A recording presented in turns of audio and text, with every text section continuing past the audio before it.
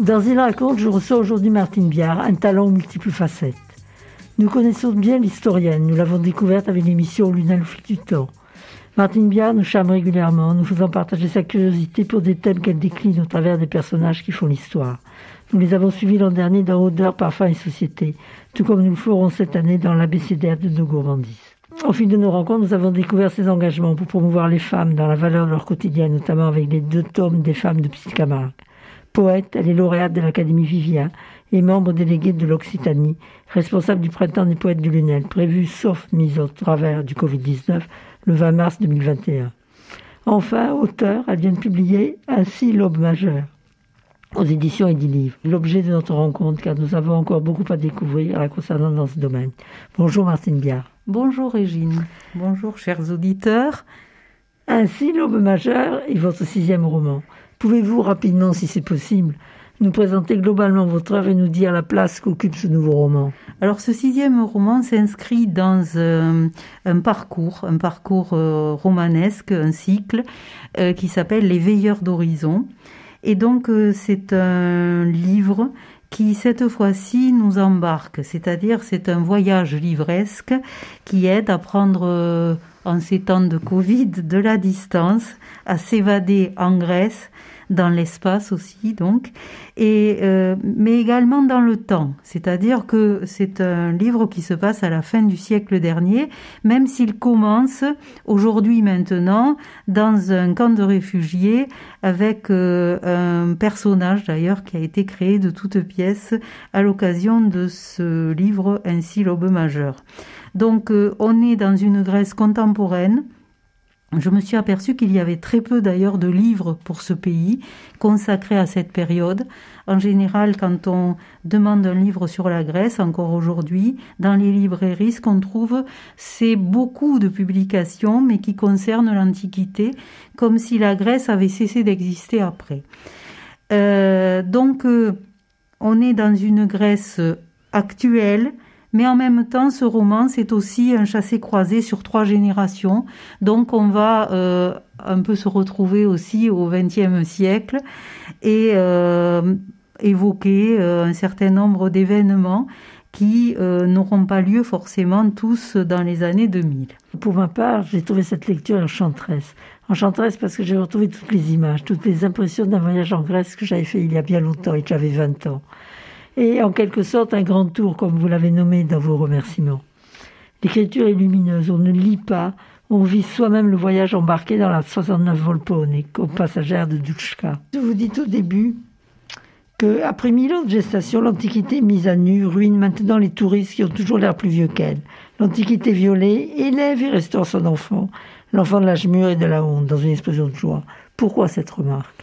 Alors d'abord parce que quand on va en Grèce, on est en général imprégné, même si on n'a pas fait des études classiques, on est quand même très influencé par tout ce qu'on nous a raconté, en particulier les mythes grecs.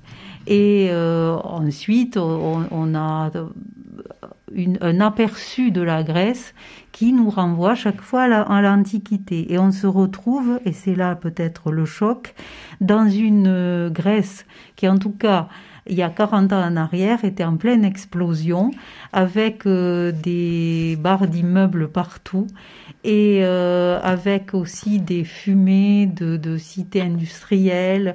Et ça, c'est un choc pour le touriste. Et en même temps, le touriste est exploité parce qu'il vient, lui, pour justement les vestiges de l'Antiquité. Deux grosses différences entre finalement la façon dont on va vivre en Grèce et puis dont on va rêver la Grèce. Par rapport à ce qu'on a appris. Il y a cette espèce de choc qui est un viol. Je pense qu'il y a quelque chose là qui relève de l'agression en fait. Et c'est pour ça que l'image peut-être est un peu forte dans le roman, enfin dans ce passage-là en tout cas du roman. Voilà. Je retrouvais mes impressions dans le quartier de la Plaka, tout comme ce voyage retour dans des trains bondés, univers très accueillant où notre singularité joue avait le beau rôle, ce qui n'existe plus. Alors vous écrivez, page 49, vous écrivez « Ce serait Vivre une minute infiniment, vivre selon son désir, en choisissant ce moment extatique où l'on ne demande plus rien, où tout est comblé ou si éloigné.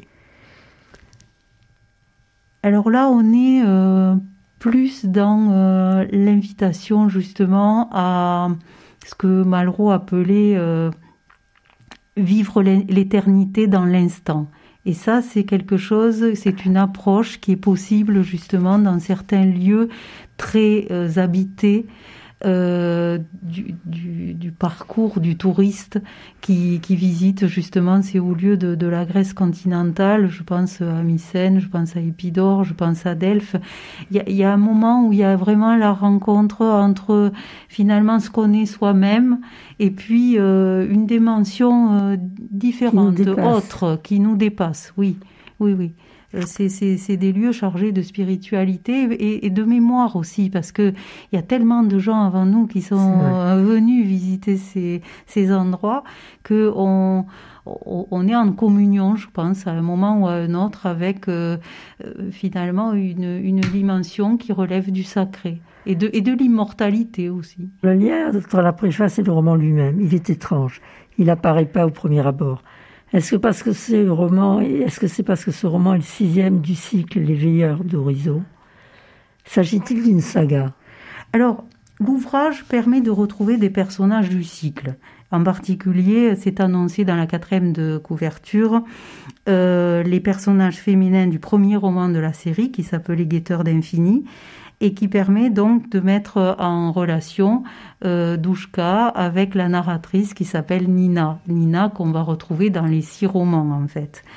Et qui n'est pas moi, parce que...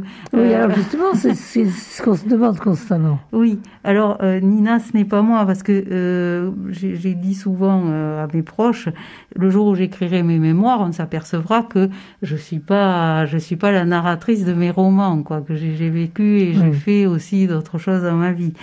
Mais il est bien évident que il y a l'imprégnation en fait de ce vécu. Et puis le début du roman permet surtout de faire la connaissance du dernier personnage qui n'existait pas jusqu'à présent et qui s'appelle Néphélie. Alors elle doit son apparition à l'influence d'Angèle von Lecken, qui est une chanteuse à la mode, qu'on a entendu partout ces dernières années. Et puis le prénom Néphélie, ce personnage le doit à sa marraine qui est Vaya Politi et qui est une artiste qui existe bel et bien aujourd'hui et qui est l'artiste qui a réalisé la première de couverture, une artiste franco-grecque qui est native de Thessalonique, même si elle vit aujourd'hui en France. Et si à l'UNEL, elle est impliquée dans tout un tas de projets qui ont à voir avec, en général, l'association agriculture ou avec le musée. Dans ce roman de la nostalgie, c'est vrai, mais pas que. Qu'est-ce qui a présidé à son écriture? Quelle était votre ambition? Alors, d'abord, l'idée, c'était de restituer dans un roman ce qui se déroule en Grèce au XXe siècle. Ce qui se déroule en Grèce aussi peut-être jusqu'à nos jours. Parce que, je vous l'ai dit au début de l'émission, souvent quand on pense à la Grèce, on pense à la Grèce en termes touristiques, avec des plages qui font rêver, des îles qui enchantent, ou alors la visite des monuments, mais avec un patrimoine qui appartient à l'Antiquité. Et moi, ce que je voulais mettre en avant, c'était plutôt l'idée du grand tour, dans la tradition finalement des Lumières, qui était un vrai projet éducatif qu'on proposait à la jeunesse et qui visait donc à former une jeunesse à la civilisation occidentale, à aiguiser son regard en l'envoyant d'abord en général en Italie, ce que j'ai vécu moi-même, avec des villes qui semblent s'imposer, comme Venise, Florence, Rome, pour la découverte du patrimoine et de l'art. Et puis on clôturait avec la visite de la Grèce continentale, bien avant donc l'égyptomania qui apparaît au moment de l'expédition de Bonaparte qui a été une déroute sur le plan militaire, mais qui a été une grande avancée scientifique, puisque nous lui devons un certain nombre de chefs-d'œuvre que nous avons rapatriés en France, même si ça appartenait finalement à la civilisation égyptienne, et aussi surtout l'immense avancée qu'a permis Champollion avec son dictionnaire des hiéroglyphes et sa grammaire.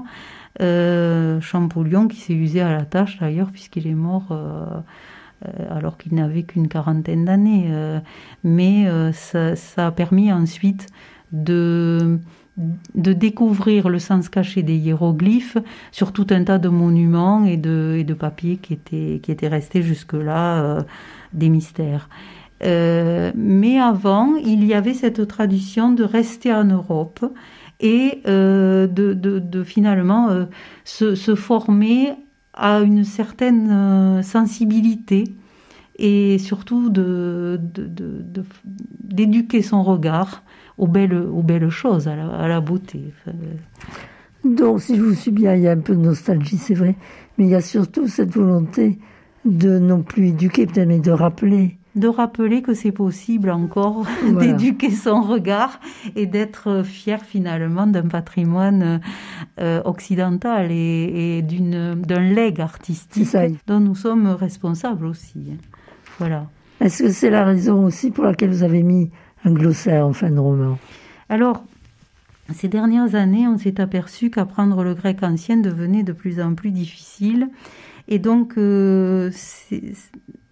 c'était une façon de faire un petit rappel à la fois pour les hellénistes, qui ont peut-être eu ensuite d'autres parcours professionnels qui font qu'ils ont un peu oublié leur oui, on peut rappeler que vous-même vous avez fait Cagne. Voilà, moi j'ai fait une Cagne classique, ça a été ma chance. Et donc c'était une façon à la fois d'initier peut-être des gens qui n'auront jamais l'occasion d'avoir un cursus classique, et puis ensuite de rappeler à ceux qui en avaient eu un, certaines anecdotes ou certains personnages. Ça permet de refaire des liens. Voilà, qui permettent de faire des liens que l'on trouve en tête de chapitre avec, je l'ai fait exprès, des rappels finalement d'exploits ou de moments importants dans toute cette mythologie grecque. Les titres interpellent parce que on se demande ce qu'on va y trouver et finalement ce n'est jamais que la suite du voyage. C'est la suite du voyage, mais on est toujours interpellé finalement par aussi cet héritage grec qui nous fascine et puis qui continue d'être dans nos têtes. J'imagine qu'au fil du roman, les personnages évoluent. Est-ce le cas dans ce livre ? Alors déjà, ils évoluent parce que les thématiques d'un roman à l'autre ne sont pas les mêmes. Donc on peut lire chaque roman pour ce qu'il est, parce que chacun renvoie à une thématique différente. Par exemple, dans Clarté d'enfance, je parle essentiellement de l'enfance et aussi du deuil d'un enfant. Donc ça a à voir avec une thématique très précise en fait. Dans Les rivages du père, j'ai parlé de la filiation des relations entre un père et sa fille qui sont ponctuées par des vacances qu'ils passent ensemble, parce que c'est le moment où le père finalement a le plus de temps à consacrer à sa fille. Et donc on est dans une thématique là qui a à voir avec plutôt l'éducation, la paternité. Bon, là j'ai voulu un roman sur l'amitié qui renoue donc avec des valeurs, celle de la mémoire, celle de la responsabilité, celle de la confiance, et puis celle aussi de l'amusement, du rire partagé, même si j'ai aménagé en arrière-plan un drame ou en tout cas une partie un peu tragique pour que ce soit quand même vraiment grec. Parce que justement, dans toutes ces histoires, que ce soit la famille des Atrides ou que ce soit les histoires des dieux entre eux, il y a toujours un moment où c'est quand même très pathétique, où il y a des gens qui se sacrifient, d'autres qui se suicident. Et j'avais jamais abordé jusque-là la problématique du suicide, et ça a été une occasion de le faire, en pensant à Aîné par exemple. Et puis je sais que quand ma mère a lu ce livre, elle m'a dit, je lui ai dit, c'est un livre sur la Grèce. Elle m'a dit, oui, mais tu es allée beaucoup plus loin. Donc elle n'a pas été dupe. Je pense qu'il y avait là un rendez-vous avec l'immortalité, et avec aussi l'occasion peut-être pour une fois d'aborder aussi cet aspect-là, de la finitude. Oui, en somme, quand on parle de saga dans vos livres, c'est pas tant sur les personnages que sur les thèmes liés au sentiment de chacun sur leur environnement. À la condition humaine, et puis aussi avec plusieurs entrées. Parce qu'en fait, on s'aperçoit qu'on est au carrefour aussi culturel, je dirais, d'un certain nombre de sensations ou d'étapes initiatiques à franchir.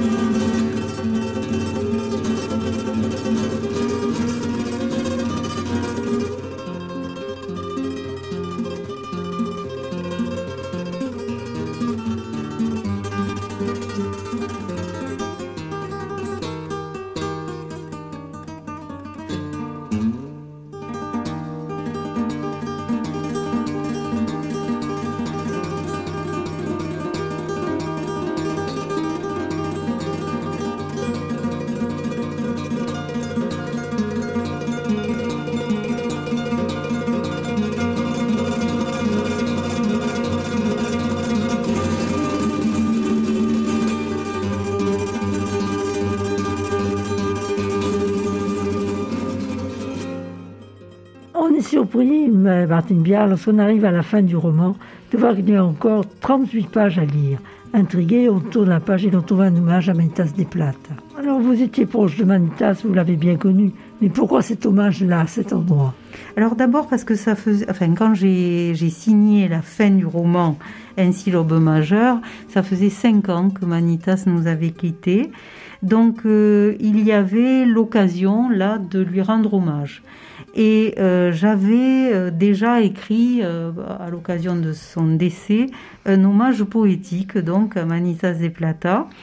Donc effectivement, on passe d'un univers qui est celui du roman à celui de la poésie.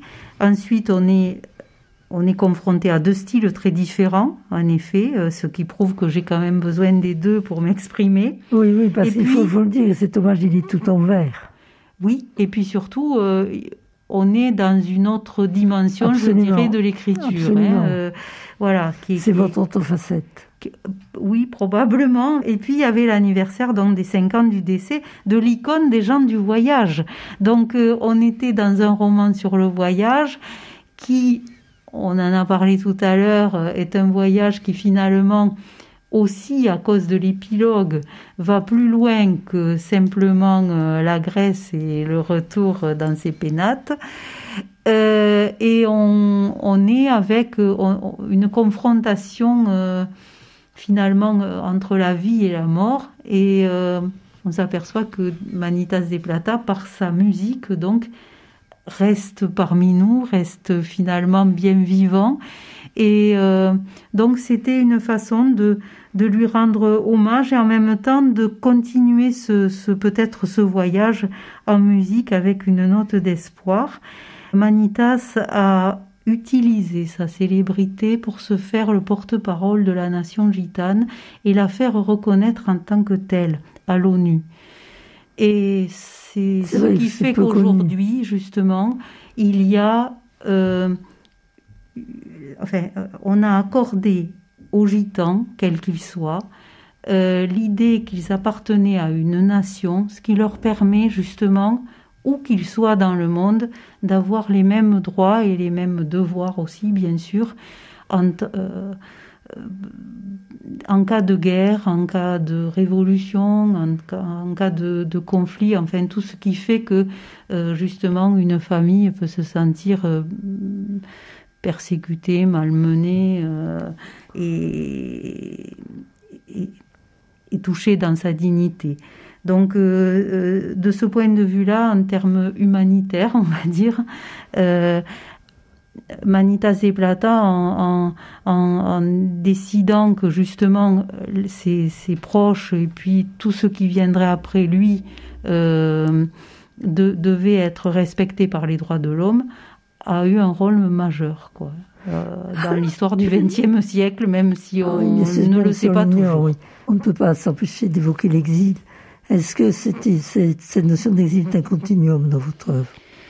Alors, c'est pas un continuum, mais c'est un sujet qui m'intéresse, oui. Le fait que le voyage, que le voyage se poursuive, c'est la suite peut-être déjà de ce que j'avais abordé dans mon recueil Exil sous un tonnerre, qui était à la fois une réaction à la guerre qui se passait en Syrie et aussi dans mon histoire familiale paternelle, quelque chose qui avait à voir avec la fuite obligée au moment de la guerre civile espagnole, au moment pas de la retirade, parce que mon arrière-grand-mère, déjà en 1937, avait choisi de venir en France. Donc, elle avait senti que si on voulait garder les valeurs démocratiques et continuer surtout d'avoir une vie pieuse, parce que c'était quelqu'un qui allait tous les jours à la messe,